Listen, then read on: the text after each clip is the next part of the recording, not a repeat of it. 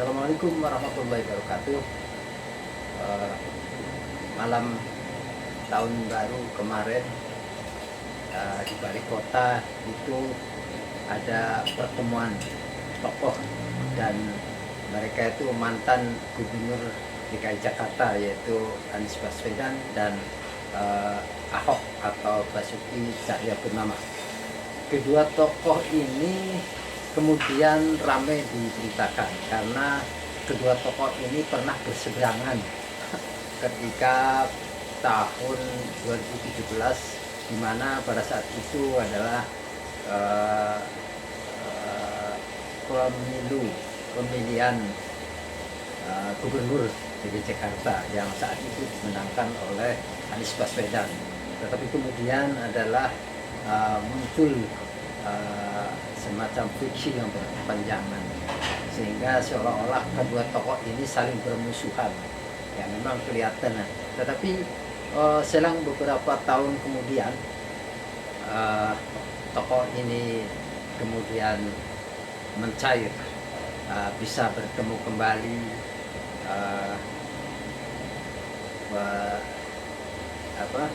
bertemu dan bisa bertatap muka ketika pada malam tahun baru 31 Desember 2024 bertempat di Balai Kota DKI Jakarta.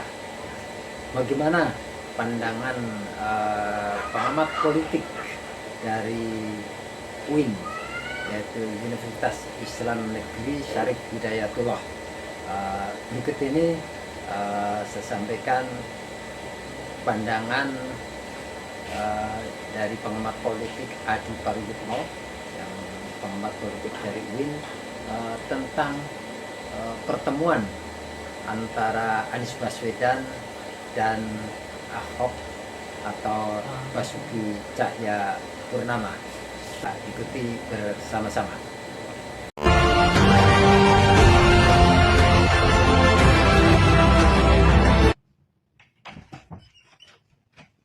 Saya kira banyak sekali pihak yang kaget dan bahkan hampir shock melihat kemesraan yang dipertontonkan oleh Anies Baswedan dan Ahok saat merayakan pergantian tahun 2024 ke tahun 2025. Kenapa begitu kaget dan hampir shock? Ya karena tentu Anies Baswedan dan Ahok ini adalah dua sosok yang kemudian hampir membelah warga Jakarta dan bahkan membelah seluruh bangsa Indonesia gara-gara pilkada 2017 yang lalu yang menggunakan sentimen politik identitas, yaitu isu agama dan isu-isu etnis. Kita tahu bahwa Anies itu menang di pilkada karena Ahok dinilai sebagai penista agama. Di demo berjilid-jilid, di demo hampir tiap hari, gerakan pembela ulama, gerakan pembela umat Islam dan seterusnya, yang menganggap Ahok itu adalah orang yang adalah menista agama, tidak layak memimpin bangsa dan negara, dan seterusnya dan seterusnya. Orang-orang yang menolak Ahok sebagai calon gubernur di Jakarta saat itu adalah mereka yang terafiliasi sebagai pendukung Anies. Praktis setelah itu, publik sangat terbelah ya, melihat siapa yang penista agama dan siapa yang kemudian pembela ulama. Selain Ahok sering dituduh sebagai penista agama dan bahkan Ahok berurusan dengan hukum, Anies secara politik mendapatkan faedah elektoral saat itu karena mendapatkan simpati yang cukup luar biasa, dan bahkan Anies disebut sebagai representasi dari kepentingan politik umat Islam, pembela ulama dan seterusnya dan seterusnya. Jadi inilah yang kemudian membuat kenapa begitu banyak pihak kaget ya.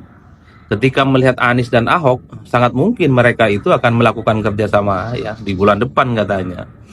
Baik di pihak Anies ataupun di pihak Ahok sama-sama kaget, dan bahkan sampai hari ini mereka tidak percaya dengan junjungan yang dipertontonkan oleh mereka gitu ya. Di pihak Ahok misalnya, mereka meratapi kenapa Ahok harus berkompromi dan berdamai dengan Anies Baswedan.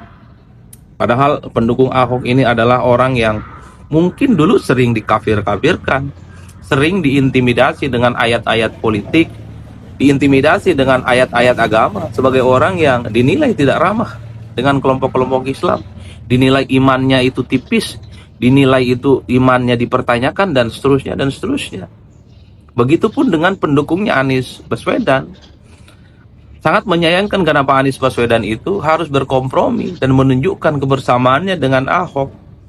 Karena bagi pendukung Anies, Ahok dan para pendukungnya adalah pihak-pihak yang sangat tidak ramah. Adalah pihak-pihak yang mungkin ya tidak pantas untuk menempati posisi penting di Jakarta ini.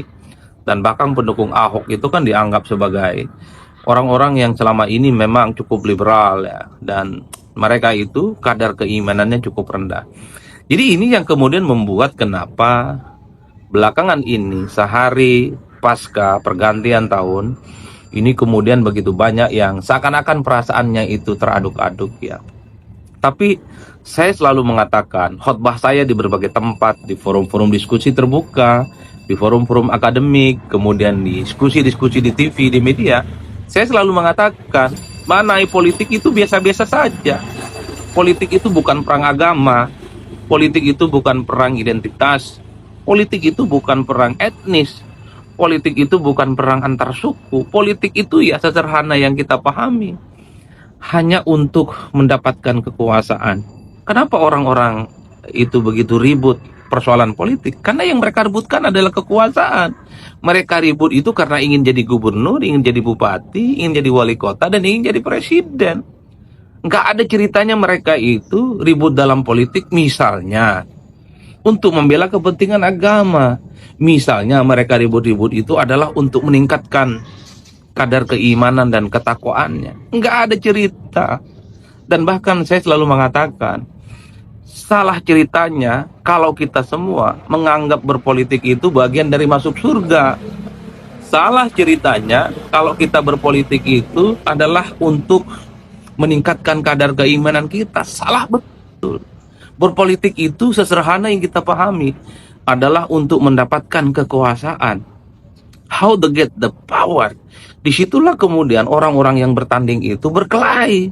Mereka menggunakan segala instrumen apapun untuk memenangkan pertarungan. Pakai ayat, pakai mayat, pakai ayat-ayat yang kemudian untuk mendiskreditkan kelompok tertentu dan seterusnya dan seterusnya.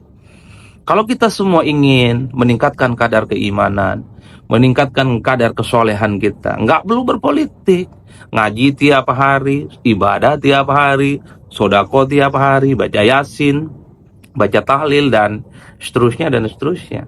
Kaget kan ketika Ahok dan Anies kemudian mempertontonkan kemesraan dan mereka katanya bulan depan akan memberikan kejutan kepada kita semua, khususnya orang-orang Jakarta. Kejutannya mungkin akan kerjasama ya di Jakarta untuk mensupport supaya Pram dan Sidul menjadi gubernur yang sukses, menuntaskan semua keinginan-keinginan Pram dan Dul, di mana misalnya soal kemiskinan, soal pengangguran, soal kesejahteraan dan seterusnya itu bisa tuntas.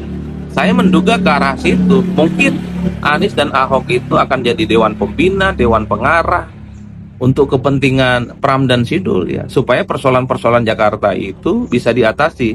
Mengingat sosok dua orang ini, Anies dan Ahok, adalah mantan gubernur yang dinilai punya success story tentu dengan indeks ukuran masing-masing. Jadi itu yang kemudian membuat saya selalu mengatakan, kaget kan? Makanya berpolitik itu jangan masuk ke hati. Politik itu nggak perlu bawa-bawa iman, nggak perlu bawa ayat-ayat Al-Quran. Politik itu soal menguntungkan atau tidak. Itu yang saya kira menjadi prinsip. Tapi banyak pihak yang kemudian, termasuk saya, itu meraba-raba apa sih sebenarnya argumen yang kemudian mempertemukan antara Anies dan Ahok ya. Ini tentu karena faktor Jokowi, kalau mau jujur ya. Kenapa faktor Jokowi? Ya suka tidak suka, Anies dan Ahok sampai hari ini adalah punya posisi politik yang berseberangan secara diametral dengan Jokowi. Terutama dalam konteks Pilpres 2024 ya. Ahok itu adalah pihak yang kalah dengan mendukung Ganjar Pranowo, dan Anies adalah pihak yang kalah dan dengan kubu perubahan saat itu kalah Pilpres dengan jagoan Jokowi yang mendukung Prabowo dan Gibran. Jadi yang mempertemukan kepentingan politik antara Anies dan Ahok bagi saya itu karena faktor Jokowi. Sepertinya Anies dan Ahok kenapa berkongsi secara politik?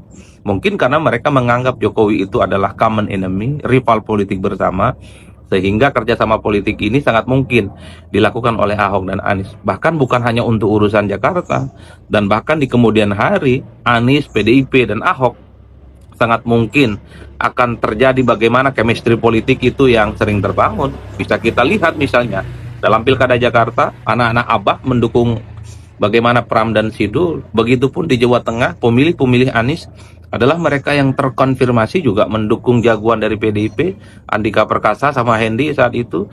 Jadi apa yang terjadi pada Ahok dan Anies bisa saja ini menjadi ajang konsolidasi politik antara pendukung Anies dan pendukung Ahok. Tapi saya menduga kenapa ini terjadi konsolidasi, kenapa terjadi rekonsiliasi politik antara Anies dan Ahok. Ya karena ada titik temu. Anies dan Ahok mewakili gerbongnya masing-masing adalah mereka yang secara deklaratif berseberangan secara politik dengan Jokowi. Wajar kan kalau kemudian Jokowi tidak hadir kemarin dalam perayaan pergantian tahun baru, karena yang diundang semua mantan gubernur, Jokowi tidak hadir. Ini kan menjadi penebal bahwa sebenarnya Anies dan Ahok beda kubu dengan Jokowi, dan ini akan berlangsung cukup lama. Oleh karena itu, kembali lagi ya, alasan-alasan kenapa Anies dan Ahok bertemu, ya karena ini ada faktor kepentingan bersama, bahwa anak Abah dan Ahoker saat ini sama-sama memiliki iman politik yang sama. Kaget kan? Makanya jangan pernah anggap pemilu, pilkada, dan politik itu urusan agama. Dan itu kan yang terjadi dalam Pilkada Jakarta 2017 yang lalu. Bagaimana iman politik, bagaimana kepentingan politik itu dikaitkan dengan kepentingan-kepentingan agama. Kan itulah yang kemudian membuat warga Jakarta, kemudian hampir masyarakat kita juga ikut-ikutan terbelah. Bahkan saya menyaksikan dari dekat gitu ya, demo 212 yang berjilid-jilid, saya juga ikut di dalamnya, menyaksikan dari dekat. Itu kan datang dari berbagai kalangan, bukan hanya orang Jakarta. Bahkan eksponen-eksponen kelompok-kelompok politik datang ke Jakarta hanya ingin memenjarakan Ahok sebagai orang yang dinilai menista agama saat itu. Hanya ingin supaya Ahok itu tidak jadi gubernur dengan alasan Ahok itu anti-Islam, Ahok itu menista agama, dan bahkan bagi pendukungnya, bagi pendukung-pendukung Ahok, itu kan haram. Mereka itu akan disolatkan jenazahnya. Itu adalah satu realitas politik yang tidak bisa kita pisahkan. Sementara pendukung Anies adalah mereka yang paling merasa Islam, paling dekat dengan umat Islam, paling memperjuangkan umat Islam, imannya paling tebal sampai Sidratul Muntaha dan seterusnya. Saat itu, tapi lihat hari ini, kedua sosok ini yang menjadi idola pendukung Anies, yang menjadi idola pendukung Ahok, berkongsi dalam satu kepentingan politik yang sama. Makanya politik itu nggak perlu bawa-bawa ayat, nggak perlu bawa-bawa Al-Quran, nggak perlu bawa-bawa kitab suci. Politik harus kita maknai untuk kepentingan kekuasaan. Orang berani ribut, bahkan berani mati, itu karena ingin mendapatkan jabatan politik. Ingin jadi gubernur, ingin jadi wali kota, ingin jadi bupati, ingin jadi presiden, dan ingin jadi anggota dewan. Politik sederhana itu aja. Di luar itu saya kira nggak ada ceritanya. Oleh karena itu, marilah kita memaknai politik di bangsa kita ini biasa-biasa saja. Nggak perlu lagi menganggap politik itu seakan-akan perang agama, perang etnis, seakan-akan itu menjadi suatu hal yang kemudian mempertaruhkan kita untuk mempertaruhkan segala-galanya. Banyak orang ribut kan, banyak orang cerai kan, banyak orang tidak ramah kan dengan pihak yang lainnya, hanya gara-gara Anies dan Ahok. Kini mereka mempertontonkan kebersamaannya yang cukup luar biasa. Mari maknai politik itu biasa-biasa saja. Mari kita fokus dengan apa yang kita kerjakan. Biarkanlah urusan politik itu urusan elit, urusan tim sukses, dan urusan tim pemenangan. Kita sebagai warga negara menganggap politik itu ala kadarnya. Dukung orang, datang ke TPS, kalah menang, ya sudah, itu urusan mereka. Kita fokus dengan kehidupan kita, bekerja, masuk kantor, dapat uang, pikirkan keluarga besar kita bersama. Saya kira di situ